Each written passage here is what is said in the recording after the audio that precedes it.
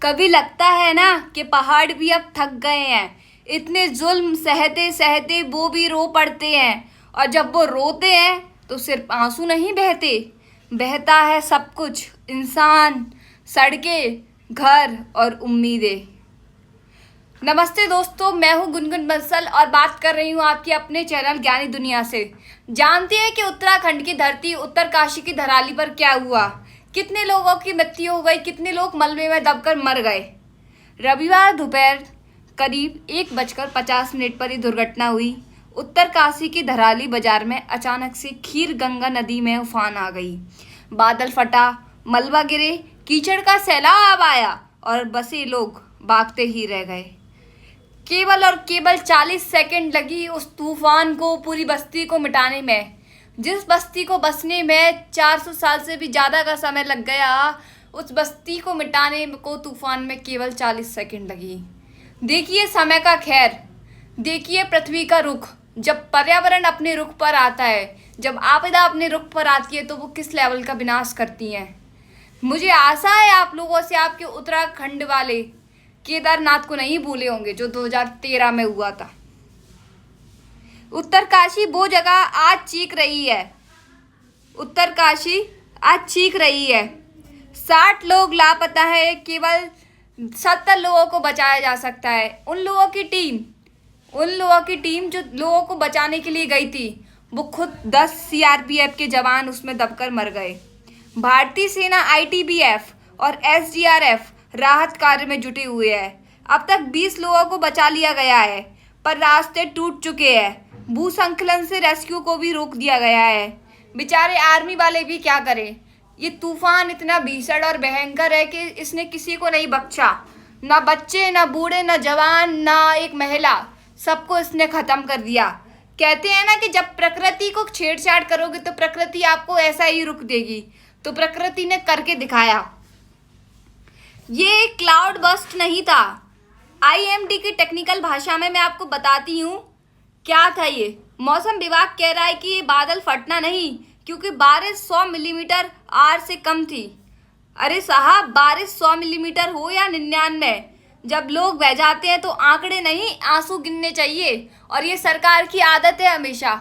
मैं सरकार को यहाँ कटाक्ष कर रही हूँ कि आपकी जिम्मेदारी नहीं थी कि उत्तरकाशी के अंदर कितने कंस्ट्रक्शंस काम चल रहा है, कितने लोग वहां पर रह रहे हैं, कितना क्या कर रहे हैं, कितने लोग मर गए। 2025 एक ऐसी काली रात आई है जिसने ना जाने कितने लोगों को समा लिया अपने अंदर, कितने लोगों के परिवार को बिछाड़ दिया, उनके अपनों को अपनों से छीन लिया।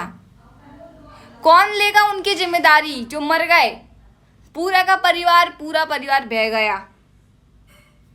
व्हाइट क्लाउड्स जो कभी शांति के प्रतीक होते थे, अब वो डर बन गए हैं। व्हाइट क्लाउड्स कभी आसमान की खूबसूरती हुआ करते थे, पर अब नहीं, बादल खौफ बन चुके हैं। अब बादल नहीं फटते, इंसानी लालच फटता है पहाड़ों पर। इतनी इंसान की लालच बढ़ गई है, इतनी भूख बढ़ गई है कि उसको हर जगह लग्जरी वो चाहिए, हर जगह रॉयल ट्रीटमेंट चाहिए। पहाड़ों को काटकर बड़े बड़े होटल, न जाने कितनी चीज़ें बना दी गई हैं, जिससे सीधा सीधा पृथ्वी के साथ, पर्यावरण के साथ छेड़छाड़ हो रहा है। आपदा को बुला रहे हैं हम, खुद अपने हाथों न्योता दे रहे हैं। उसमें पर्यावरण क्या करेगा? किसकी गलती है? इंसानों की या जनसंख्या बढ़ती जा रही है? जनसंख्या विस्फोट कितनी है आपको पता है? भारत पहले नंबर पे आता है जनसंख्या विस्फोट के मामले में। भारत की संख्या दुनिया में इस समय सबसे ज्यादा है। कभी चीन हुआ करता था जनसंख्या के मामले में पहले नंबर पे, हमने अब चीन को भी पछाड़ दिया है।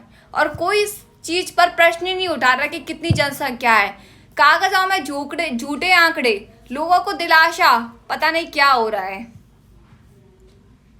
क्या हो रहा है ये सब? क्योंकि हर इंसान प्रकृति से खिलवाड़ कर रहा है। नदियों का रास्ता रोककर डैम्स बनाए जा रहे हैं, जंगल काटकर बनते हैं टूरिस्ट स्पॉट्स, और फिर जब बारिश आती है तो वो कहर बन जाता है। हमने पहाड़ों को चीर दिया और अब वो पहाड़ हमें चीर रहे हैं, हमारी जाना को ले रहे हैं। याद है ना केदारनाथ कैसे डूबा था? 2013। आज का मंजर देखकर 2013 के केदारनाथ हादसे की याद ताज़ा हो रही है, जहां हजारों लोग मर गए और कई अब भी लापता हैं। उस समय भी बादल फटा था, आज भी वही हो रहा है। बस इंसान अब भी नहीं बदला। कहते हैं ना कि एक बार आप किसी चीज़ से अवगत हो जाओ तो आप थोड़ा समझ जाते हो, लेकिन इंसान ऐसा नहीं है ना। इंसान 100 बार गलती करेगा फिर भी उस गलती से नहीं सीखता।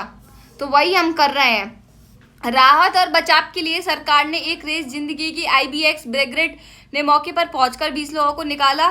14 राजपूताना राइफल्स के जवान भी फंसे। ITBF ने 80 लोगों को सुरक्षित निकाला। एम्स ऋषिकेश और दून हॉस्पिटल में बेड रिजर्व। ड्रोन, थर्मल कैमरे, हेलीकॉप्टर सब तैयार, लेकिन मौसम नहीं। अभी भी वहाँ इतनी बारिश हो रही है जिसका कोई आंकड़ा नहीं। पर क्या सिर्फ रेस्क्यू से बदलाव आएगा? हर साल हम कुछ दिन रोते हैं फिर भूल जाते हैं, पर क्या प्रकृति भी हमें यूं ही माफ करती जाएगी? अब हमने सोचा होगा, क्या हमने पहाड़ों को बस टूरिस्ट पॉइंट्स बनाकर रख दिया है? क्या हमें नहीं पता कि कुदरत का बदलाव सबसे खतरनाक होता है? हम लोग पहाड़ों पर घूमने जाते हैं, हम जो खाते हैं उनके कागज, पन्नी, जो कचरा होता है, प्लास्टिक बैग, पॉलीथीन, सबको वहीं डाल देते हैं। वो कचरा इकट्ठा होता जाता है, होता जाता है। तो ये प्रकृति की मिट्टी को बर्बाद करना नहीं है, उसके साथ खेलना नहीं है, उसका जुलूस नहीं करना। ये वीडियो एक रिक्वेस्ट है, एक निवेदन है। चेत जाओ जब भी वक्त है। अगर आप इस वीडियो को सिर्फ न्यूज़ समझकर देख रहे हैं तो शायद आप अगली बाढ़ का हिस्सा होंगे, लेकिन अगर आप इसे एक सच्चाई मानते हैं तो आवाज़ उठाइए, सिस्टम से भी और खुद से भी। अगर हम सरकार को दोष देते हैं कि सरकार कुछ नहीं करती, तो आप खुद से पूछकर देखिए कि आप कितने स्टेप्स उठाते हो पर्यावरण को बचाने के लिए। कभी एक पेड़ लगाया है अपने जीवन में? कभी धरती को साफ किया है? जब खाते हो तो कचड़े को रास्ते में फेंक देते हो, पॉलिटीन्स के ढेर लगे हुए हैं। कौन कर रहा है पर्यावरण की रखवाली? ये हर नागरिक की जिम्मेदारी है as being the citizen of this country कि हम स्टेप्स उठाएं और इसको क्लीन करें। लास्ट में कहना चाहूँगी, जो दिल से निकले हैं, उत्तरकाशी की ये बाढ़ सिर्फ पानी नहीं, ये हर उस गलती का हिसाब है जो हमने विकास के नाम पर की है। मैं हूँ गुनगुन बंसल और आप देख रहे हैं ज्ञानी दुनिया। यहाँ हम सिर्फ एक खबर नहीं, आपका ज़मीर लेकर आते हैं। इस वीडियो